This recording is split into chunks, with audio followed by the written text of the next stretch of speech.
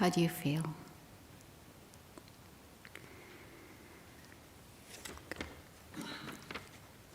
The title of the talk today is May the Pause Be With You. I chose this title because it's a bit of a pun on the Star Wars, May the Force Be With You. I use this play of words because pause is the opposite of force, and yet often is a lot more powerful than force. A lot of arguments and possibly wars will be stopped if we use the power of pause. Pause is defined as a temporary stop or rest, cessation of activity. It's also defined as a conscious slowing down, a space maker between the stimulus and the response.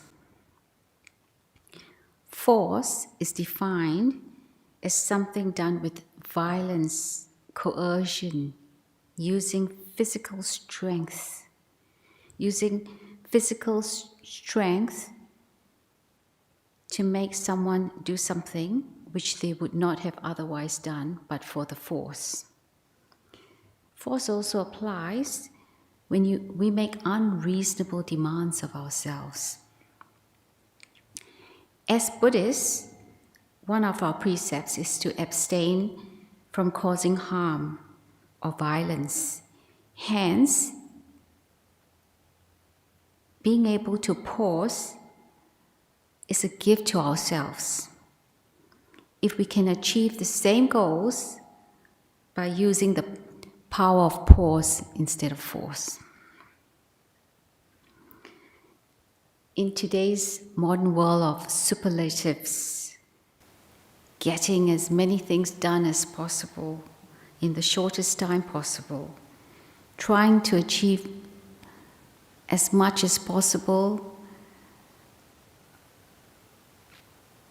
we want to do our best, but we want to do it yesterday. And we think we have no time to pause, and as a result, we suffer from stress, being burnt out, being perpetually tired, anxiety. I cannot emphasize how important the power of pause or pauses are in our daily lives. Interestingly, our body would tell us when to pause when we get physically tired. So the analogy would be, if you went running, we're running and we're really, really tired and we're running and we got to go uphill and run. We're so tired, if we continue, we'll collapse. What do? We naturally pause for a while. We take our drink. We take deep breaths, wipe our perspiration, refresh and recharge. Then we can consciously decide, do we want to continue running or do we want to walk? This pause gives us time to make choices. Similarly, our minds are constantly running, racing around in circles. We get stressed, we get agitated. And in most cases, we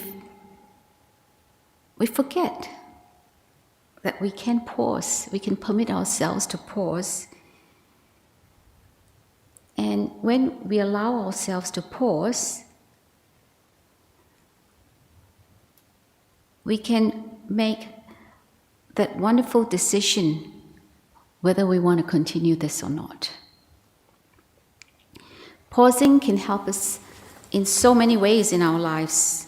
When you're busy from work, too busy with your work schedules, take pauses, 10 minutes a few times a day, and you reset, you refresh and reset, and actually you become more productive.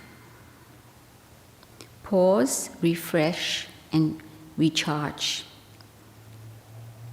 Another way we can pause is in anger management. We create the space between the stimulus and the response. When we are in a situation when we feel anger arising, pause, count 1 to 10, breathe in, breathe out.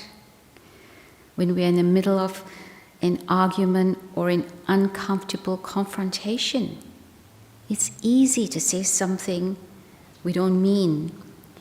In the heat of the moment, we may say something which we would later regret. So pause, ask ourselves, is there a more compassionate way to communicate the message? And then proceed with mindfulness. Let the pause be an opportunity to deepen our capacity to choose to react differently. There is a link between force and anger. Anger is a symptom of feeling loss of control of a situation. The angry person tries to regain control with the use of force or threat of use of force. The Buddha said, hatred is never appeased by hatred. Hatred is appeased by love. If we can give ourselves the gift of the pause, we have time to reflect or contemplate why that angry person is behaving in the way he or she is. We may even empathize with that person. Pauses give us time to refrain from saying things which we might do and then regret later. Freedom to understand that this anger is not me. It's just a feeling that I'm experiencing now, this temporary state of mind, and it too will pass.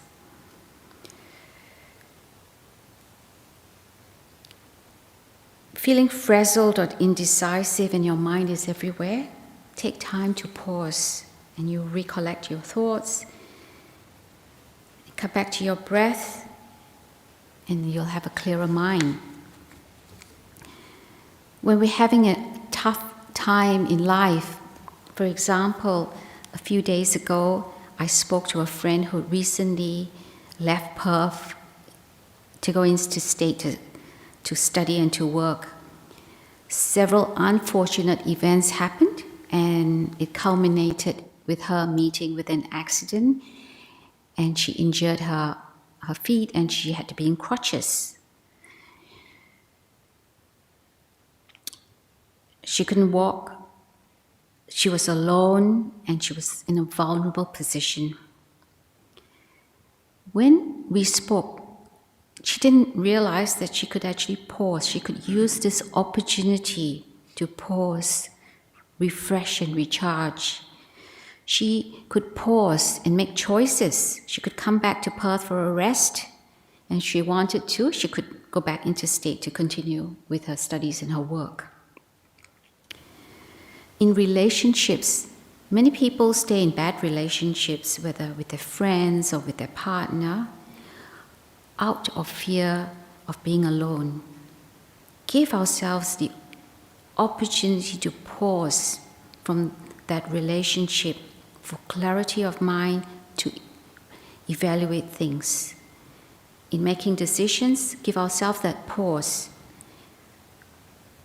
Sometimes the pause will tell us the choice for us will be to say no. No to be with the wrong company, no to doing something that we don't feel comfortable with. Have a relationship with pause. Most of us are uncomfortable with pauses or gaps, even in conversation. And we need to feel that silence or that gap with the ahs and ums. So it's a good way of checking our relationship with silence. When we are in conversation, just check whether we are always filling in the gaps because we feel uncomfortable with the silence. Interestingly, I recently found out that pauses are important in public speaking. It not only does away with the ums and the ahs, but when we are uncomfortable with silence, we feel like we need to fill the gaps. Pauses can let people know that we're about to say something important. And Mark Twain said, "The right word may be effective, but no word was ever as effective as a rightly timed pause." I myself understood the immense power of pause when I was going through grief after my son died. I was a grieving mom. My mind was roller coasting through the stages of grief: denial, anger, bargaining, depression, so much pain and suffering. And my mind was racing from the past, regrets, guilt, causing depression of the could have, should have, to the future of anxiety, fear, worry. What if? It was impossible to be in the present moment. I had to pause. I had to take time from my work, pause from association with people that I felt would make me more depressed or anxious, pause from the daily activities, and just sit quietly, breathing in, breathing out. Through several sessions a day by myself. After many months, I began to notice the pauses in my breath, between the in-breaths and the out-breaths. My mind became more peaceful, and I was even able to pause from the persona as a grieving mother and just to embrace the moment. The pauses from my busyness helped me to find space and time to read the suttas, reflect and contemplate on the Buddha's teachings. This really helped me find peace and appreciate and love unconditionally. When there were more pauses than grief, I knew I was healing. The power of these pauses helped me reflect, contemplate the nature of the world and the meaning of my life. Daily meditation is a form of pause. Taking time, being in silence. We don't have to fill the awkward moments in our lives with background noise just because we're uncomfortable with silence. I've noticed that many people have the radio and TV on, even though they're not listening or watching the TV, because silence is awkward and people want to be distracted from looking inwards and from being the observer. Pauses help us stop our busyness and make us more observant and more aware of what's happening.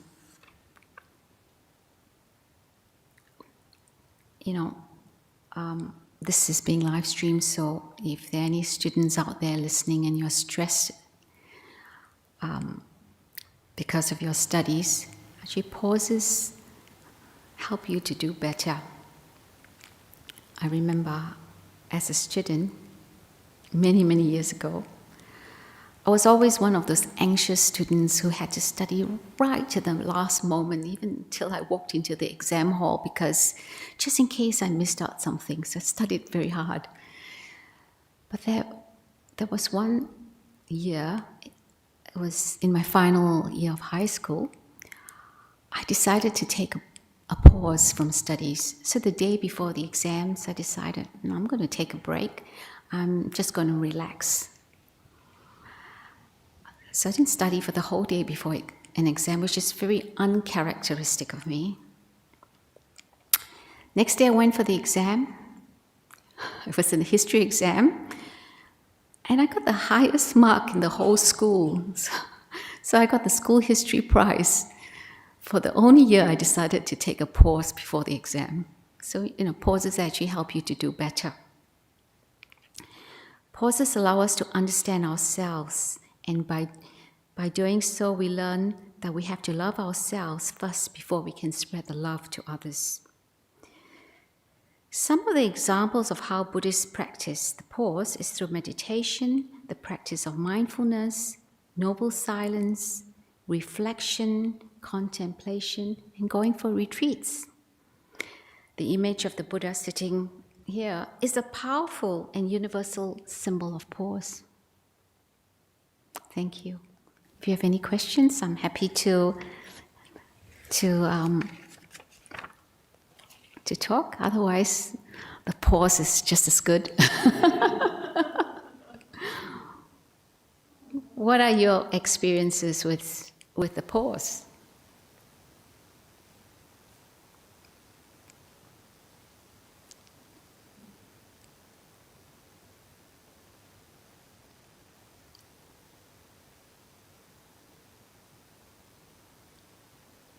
Yes. I think it helps you to reflect in the moment of your conditioning. So Would you like to use the microphone so it's being live streamed so others can hear you? If you don't mind.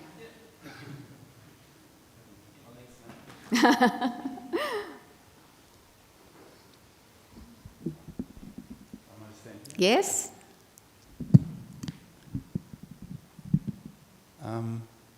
So conditioning, I find that when I'm sort of just in my day, I'm just doing my normal stuff, which is my conditioned behaviour basically.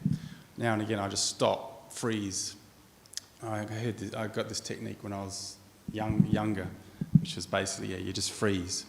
And so you can sort of at least in that moment see the conditioned behaviour. So you might be just doing something and just stop yourself. It can be, you don't do it when other people are around because you might look like a weirdo, but it helps you that even if you just freeze for 10 seconds and then you carry on. And when you carry on, you usually find you're much more aware of now what you're doing. And the more you do that, the more you then can see yourself, you could say. So that pause I find is critical for undoing conditioning. I think that's absolutely correct. It allows you to step back from the doing to becoming the observer, and that really helps. And even if it's a few minutes a day, that's a wonderful way, and it actually recharges you. And see things from a different perspective. You're not involved in the situation, in the conversation. You're actually observing. You're stepping back from the conditioning. Yes. Anyone else?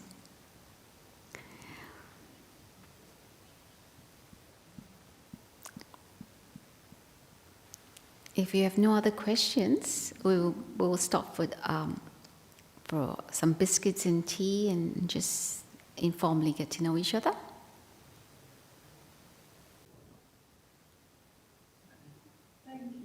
Thank you. Thank you for coming today. Thank you for pausing from your busy schedules and coming here to meditate with us. Thank you. I will just pay respects to the Buddha